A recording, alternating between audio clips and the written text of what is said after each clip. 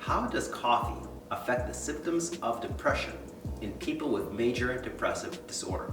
Well, this is exactly what this video is going to be about, because we're going to look at both prevention of depression with coffee, but we're also going to look at the treatment of depression with coffee.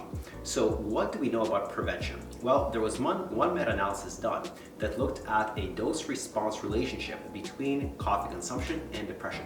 That means, does risk of depression fall for every cup of coffee that you drink? And the answer, according to that research, is yes. For every cup of coffee that people drank, the risk of depression fell by 8%.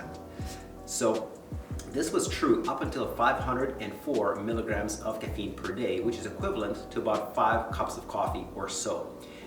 And so that's pretty interesting. Now, what about not prevention, but treatment? There is only one study that I'm aware of that actually gave coffee to people with depression. And the relationship is not quite as obvious. So to people who had postpartum depression, coffee actually worsened their depression. To people with panic disorder, that actually worsened their condition as well. To people with mild depression, it actually improved it up until about 300 milligrams per day. And to people with major depression, it made their depression worse as well. And so it appears like coffee is only helpful to people with mild and moderate depression. However, a lot of people with depression have anxiety as well.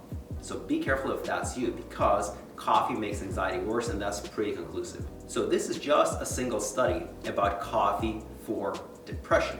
So we would need multiple studies to really have a clear, deep picture of what coffee does to depression. And unfortunately, that study doesn't exist. There are still a lot of unanswered questions in the research. One of the biggest ones is, how does coffee work in different populations? Does it work differently in teenagers versus adults versus elderly? Does it work differently in men versus women?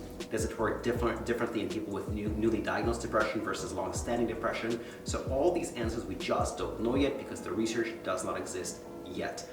To really find out how does coffee affect us, we would need an experiment designed like this.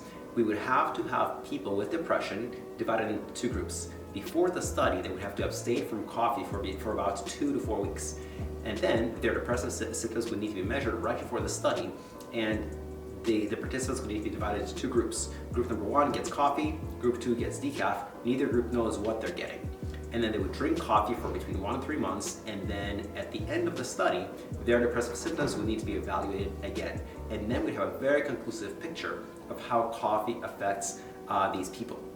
One other question that we should note is the issue of habituation. We know that the more coffee somebody drinks, the lower the effect. In other words, if somebody is not a regular coffee drinker and they start drinking coffee, the effect is pretty large. They have very large increases in energy levels, very large improvements in cognition, perhaps more anxiety, etc. Now, if somebody's been drinking coffee for a while, that is a few days up to a few weeks, they become habituated to it, in which case the effect of coffee decreases. They don't get as much energy from coffee. They don't get as much cognitive enhancement from coffee, and they don't get as much endurance from coffee, etc. And so how does habituation affect people with depression and coffee? That's the real question that needs to be answered, and that research doesn't exist yet. If you like this video, my name is Igor. Click like and subscribe.